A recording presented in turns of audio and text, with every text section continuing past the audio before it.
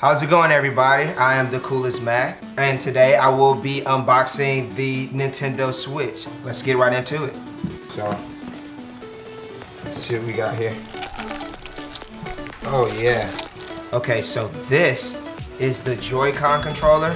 It is motion detecting just like the Wii remote that you're used to, and it can also be turned to the side like this and used as a full remote. Alright guys, this is the part you've all been waiting for, the unveiling of the console.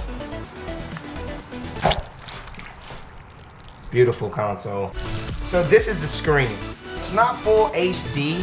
You're only gonna get about 720p on this one, but I mean, who can argue with the mobility of this machine?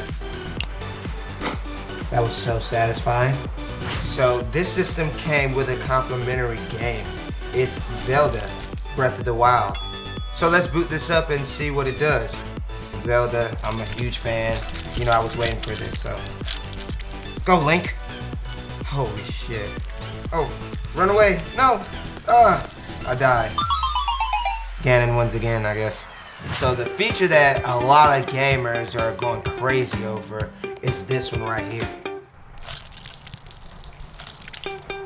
That's 78% pork blood.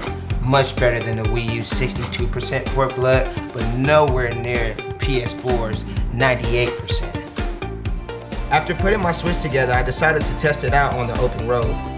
A fully charged battery only lasted me about 3 hours. But even worse was the horrible odor it began to emit after 1 hour of use.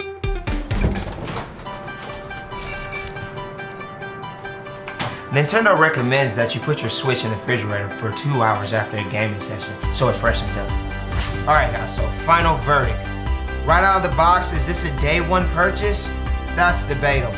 The hardware is impressive, but the launch lineup, not so much. Everyone's gonna love the new Zelda, but games like Meat Wars and Meat Wagon Party Jammin' are only gonna appeal to the hardest of the hardcore. Even still, there's something special about this machine, so I do recommend it to anybody that's really into gaming.